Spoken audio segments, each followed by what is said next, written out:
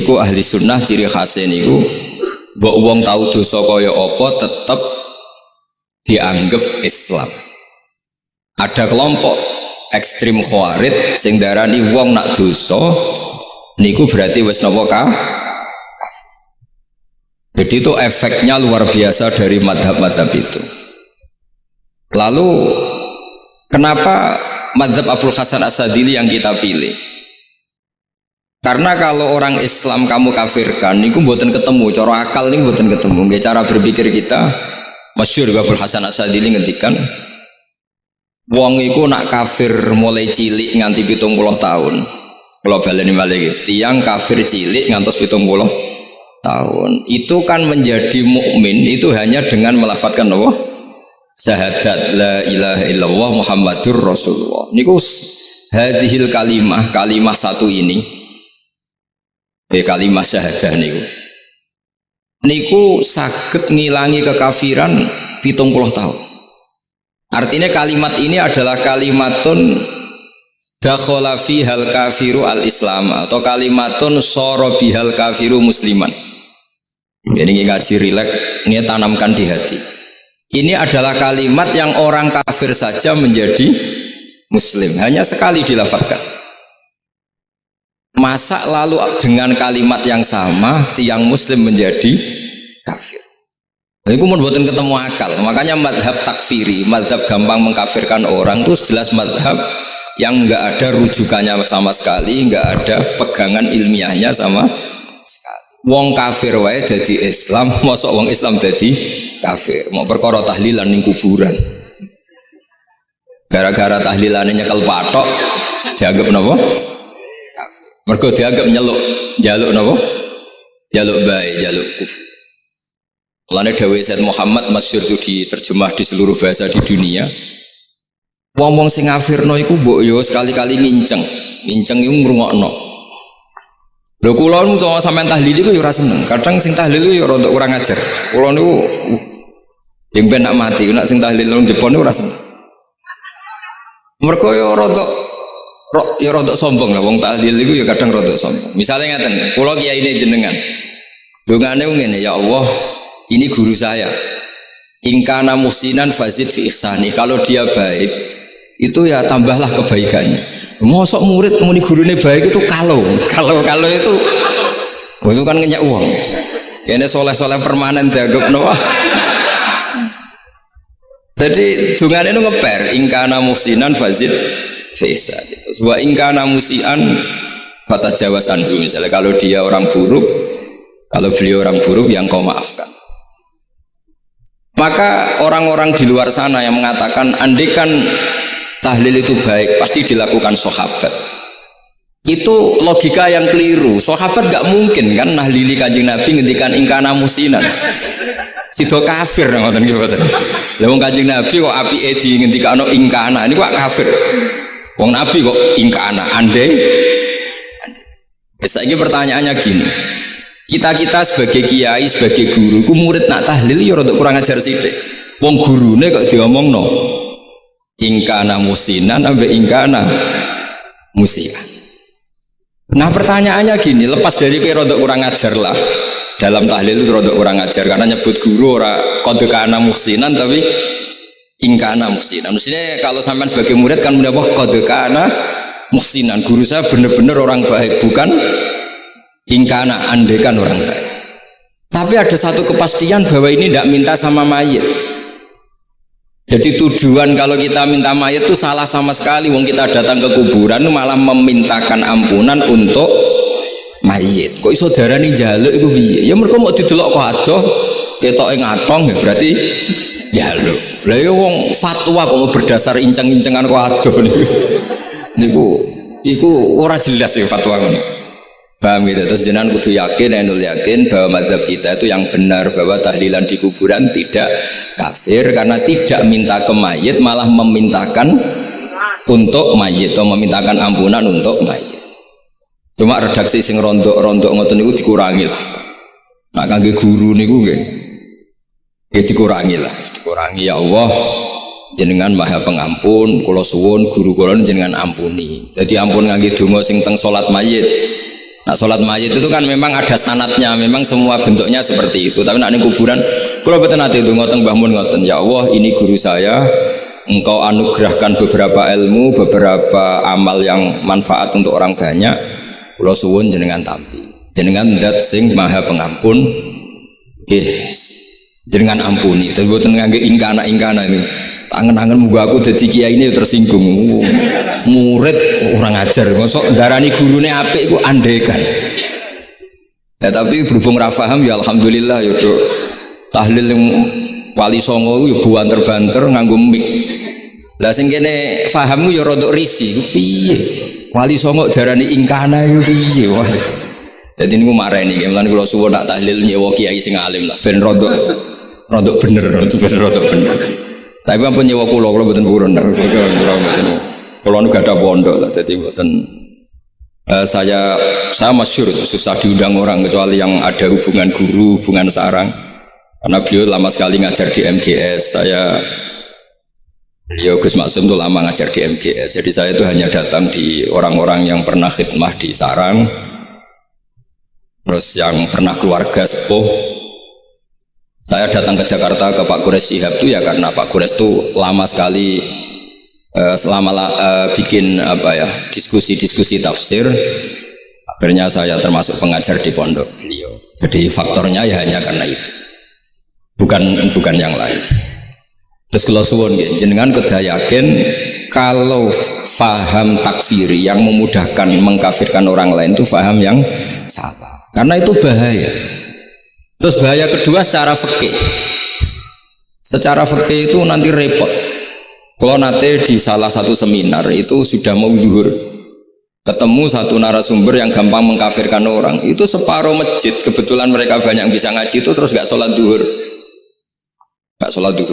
Tanya sama mereka, lu kok gak sholat zuhur sudah masuk waktu?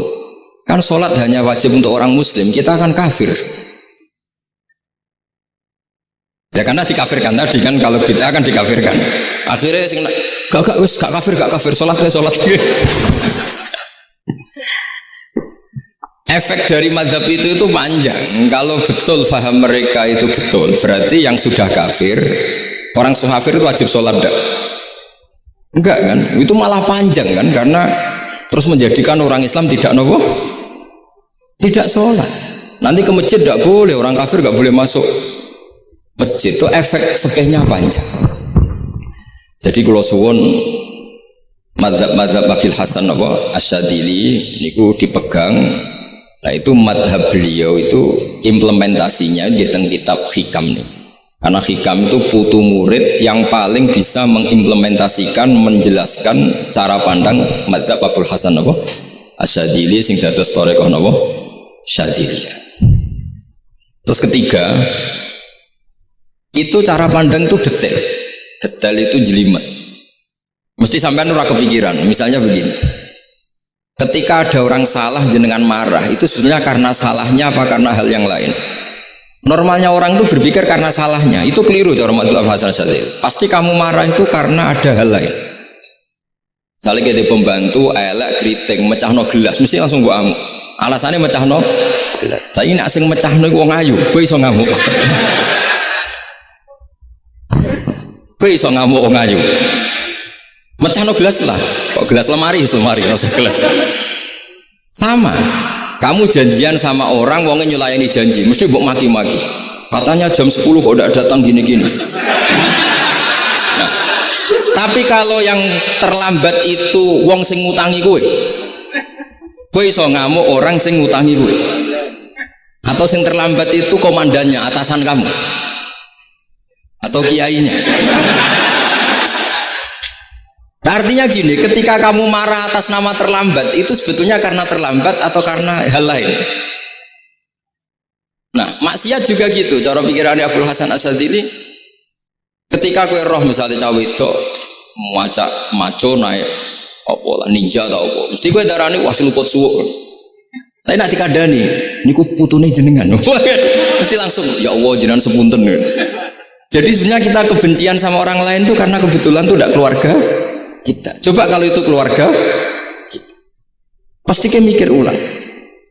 Gue gedeng mau ngerasolat, Mesti sebabnya dua. Satu tidak sholat, dua kebetulan itu tidak anak kamu. Kalau itu anak kamu, kamu pasti istighfar berhari-hari untuk dimaafkan Allah. Bukan maksudno. Tapi kalau orang lain gue, pertanyaannya sebetulnya kamu benci itu karena tidak sholatnya apa karena plus dia tidak anak kamu? Nah itu pikirannya Abu Hasan apa? Gue ngamuk itu gelas pecah itu perkara itu pecah gelas apa plus yang pecah elek. Nah itu pecundang kita, itu cara pikiran Abu Hasan. Kita ini pecundang. Pecundang itu enggak fair. Kenapa? Bukan fair.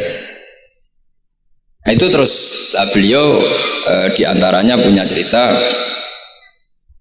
Nabi Ibrahim itu pernah diangkat ke Allah di alam malakut. Di alam malakut kemudian ini ada di kitab Hikam juz 2 halaman 4 yang di bab ini yang saya baca. Ini cerita terakhir nih, pun bantu kumpul. Sampai tak ngaji suwi-suwi ora mesti paham, aduk sediluk. Nak sediluk kan dia alasan. Kenapa ora paham? Salah Gus Pak ngulangi sediluk. Lah nak suwi sampean ora paham malah ribet kan? Diulang suwi ora paham goblok tenan berarti kan gitu.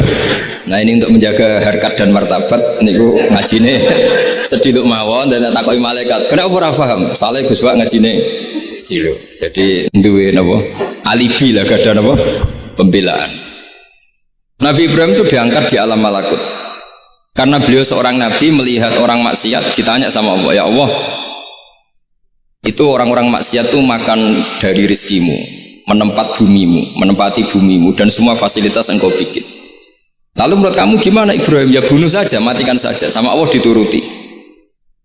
Melihat lagi ada maksiat yang berbeda, selalu Nabi Ibrahim usul itu dimatikan. Jadi Ibrahim pernah jadi garis keras lagi keras sekali.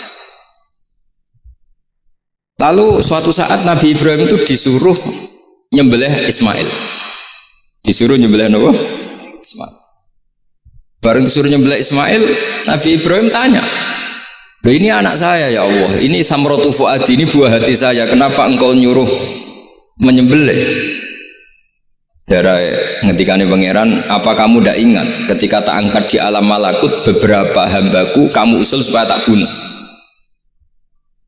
Cara Jawane, cara Jepone kowe ora rasane dadi aku. Aku iku pangeran sing gawe aku enak kowe usul-usul kon mateni jare. Saiki gentenan, saiki anakmu sembelih. Rumang sama udah di pangeran gak sayang kowe kaula. Kowe tak dadekno nabi ku kon dakwah ora kon mateni. Nabi Ibrahim nangis. Nah inilah perbandingan bagi kita. Sebenarnya saat kita benci maksiat, itu sebetulnya di hati kita itu tidak hanya maksiat. Kita ada dak fairnya. Plus itu dak orang yang terkait dengan kita. Jika misalnya mau wangkel, misalnya penyanyi sing piye mau wangkel. Suatu saat penyanyi gue aku, masa gue gelem dadi bojomu, hilang mangkelmu kan. Jadi pecundang kita ini sebenarnya pecundang. Nah. Syukur-syukur memang makom kamu sudah tinggi. Memang benar-benar benci karena maksiat. Paribasane wayu gelembok rapi tetap mangkel. Tapi saya tidak yakin. Soleh-soleh seperti ini imannya sampai seperti itu tidak yakin. Dan saya kalau yakin begitu berarti keyakinan salah itu salah dan bodoh itu. Karena itu nggak terbukti. Makanya ini kitab baru kalian kitab hikam karena ini acara ngaji hikam kula waos. Sedikit mawon kula waos ini jawabannya Nabi Ibrahim ketika disuruh nyembelih Ismail teng halaman 4 juz 2. Allahumma hadza waladi wa samratu fuadi wa habbun nasi ilayya. Fasami aqailan yaqul ama tazkurul lailah allati sa'alta fiha ihlaka abdi. Awama ta'lamu anni rahimun bi ibadi kama anta syaqiqun bi waladik. Jadi Ibrahim anak kamu sembelih. Kata Ibrahim ini nggak mungkin Gusti, ini buah hati saya. Kenapa engkau minta ini tak sembelih? Apa kamu tidak ingat pernah mengusulkan saya menghabisi sekian hamba saya? Kalau kamu bisa sayang anak kamu, saya juga sayang hamba-hamba kue. Enak wewe. Mikir. Jadi makanya kalau suwon kita ini hidup harus insaf. Nak kira dia duwe, iku yo mangkel tenan, loro tenan. Terus bojomu mbok kon sabar pas kowe ra ngekeki duwe, iku yo ora fair. Yus ben-ben ngamuk. Satu kelihatan cerdas. Memang kondisi nggak punya uang itu harus ditanggapi dengan marah. Masa diapresiasi. Pinter mas kowe saiki dadi wong zuhud. Wah, ya ribet kan. Wes jos Mas sampean saiki ra duwe dhuwit, sampean dadi wong zuhud, wong waro.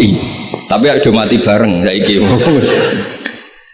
Jadi sebetulnya Allah bikin emosi itu andai kan boleh dibahasakan wis dipikir. Walau la dafu inna safa'durum bi ba'dil lafasadatil ard. Jadi bumi ini sebaiknya itu diisi dengan sekian perbedaan. Tapi tidak konflik ya, perbedaan dengan konflik itu beda. Saya ulang lagi, bumi ini sebaiknya diisi dari sekian apa? Perbedaan, karena justru itu bagus. Saya itu berkali-kali bilang, andai kan tidak ada pikiran kedua, ini dunia ini sudah rusak. Harus ada pikiran kedua. Misalnya ono wong kok terlalu apik mbek kanca, mesti bojone sambat. Wong gak men ngopi mbek kancane ra tau ngapi mbek bojone. Tapi kalau ngopi mbek bojone terus, mesti kancane sing sambat. Wah, jok rabi lali kanca. Ribet. Manusa itu ribet. Kados kula dugi mriki ini hormat Gus Maksum. Nggih mungkin untuk ganjaran. Tapi untuk dosa sidik-sidik ninggal pondok. Jadi ya sudah. Ya mau tidak mau karena memang hidup itu tidak banyak pilihan. Ada orang sering ibadah di masjid sholat itu ya bagus. Tapi dia pasti tidak baik dalam sistem sosial. Umpama wong soleh kabeh ning masjid itu donya akeh sing mati. Karena tidak ada tim SAR paling murah. Loh iya kan, wong kecelakaan itu penolong pertama itu orang yang di masjid apa sing tukang ning dalan-dalan.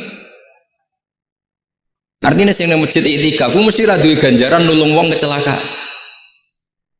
Artinya ada kebaikan yang pasti nggak bisa dilakukan orang yang sedang di masjid. Andai kan yang di jalan itu orang-orang soleh itu wah dunia sebaldatun thayyibatu warabun ghafur. Loh ya betul, Nabi pernah ditanya sahabat, ya Rasulullah kita ini senengane ngegeng di jalan. Ya, kata Nabi ya sudah nggak apa-apa, asal a'tut thariq haqqaha, ya kamu memberi haknya jalan. Apa itu? Amar ma'ruf nahi mungkar. Maksudnya nahi mungkar gini.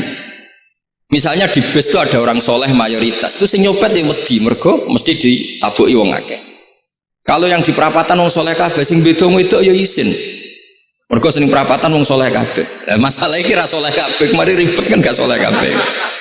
Jadi sebetulnya Indonesia itu aman kalau yang di jalan tuh soleh semua, karena perempuan lewat gak diganggu, ada copet gak berani, semuanya aman.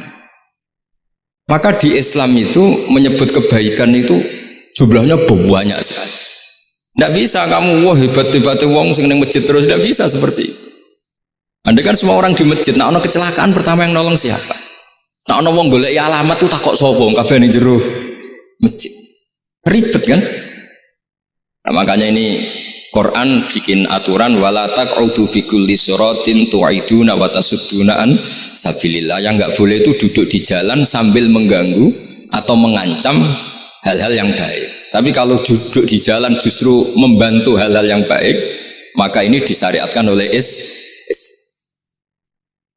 Jadi ini kita harus mulai mikir ya. Jadi walhasil ngendikane kitab hikam, bayangkan yang maksiat itu anak kamu, istri kamu. Pilihan kamu itu memaafkan dan minta dimaafkan oleh Allah. Tapi ketika orang lain kamu minta supaya dilaknati Allah, ini tidak fair. Sehingga kita diajari guru-guru kalau minta ampun ighfirli wali walidayya wali jami'il muslimina wal muslimat. Masih dikata wali jami'il muslimina wal muslimat wal mu'minina wal mu'min. Itu filosofi yang luar biasa. Kata jami' semuanya ya Allah engkau maafkan. Bukan keluarga saya tok, siapapun yang berkontribusi terhadap Islam ini engkau maafkan. Begitu juga di muqaddimah khutbah kula suwun harus ditradisikan wala alihi wa sahbihi ajmain. Kata ajmain ini kata pembeda. Mungkin orang baca hanya rutin, tapi kita yang nekuni ilmu, ajmain ini kata kunci. Fa inna ahlas syiah akramu sahabiyan wa ahanu sahabiyan akhar. Jadi tradisi madhab syiah itu apa? Ada sahabat yang begitu dimulia-muliakan berlebihan kayak Sayyidina Ali, dan ada yang dihinakan kayak Abu Bakar dan Umar. Lalu pembedanya dengan ahli sunnah apa? Kita menghormati sahabat wa sahbihi ajmain. Jadi hadhil kalimah kalimatun fariqah. Ini kalimah pembeda. Jadi ajmain buatan kalimah rutin terus ono jimati ono kasiate ini buatan. Kita maklumatkan ke seluruh dunia bahwa mazhab ahli sunnah ditandai dengan wa ala alihi wa sahbihi ajmain. Lane dawe Basim wa nukrimu ahlal bait wa nukrimu jami'a ashab Rasulillah sallallahu alaihi wasallam. wa nukrimu jami'a ashabi Rasulillah sallallahu alaihi wasallam. Ciri utama madzhab Ahlussunnah apa? Menghormati keluarganya Nabi dan menghormati seluruh, ada kalimat apa? Seluruh sahabat. Jadi kata Asma' itu kalimatun fariqah atau kalimatul fasl. Kalimat yang membedakan mana madhab Syiah dan madhab Ahlussunnah apa? Itu kalau jenengan ngaji teng Gus Maksum napa teng Haji Maksum, di antara madhabnya sinten Nabi Ibrahim yang diceritakan Abul Hasan apa Asyadili, kebencian kepada maksiat, kita semua pasti benci maksiat, tapi gak fair kan, yang satu kamu laknati, yang satu kamu doakan, ujung-ujungnya apa? Ada unsur hadun nafsi. Kalau yang terkait dengan jenengan mbok dongakno di sepuro, nah yang gak ada terkait mbok pasutno, ini kan gak fair, padahal sama-sama apa? Maksiat.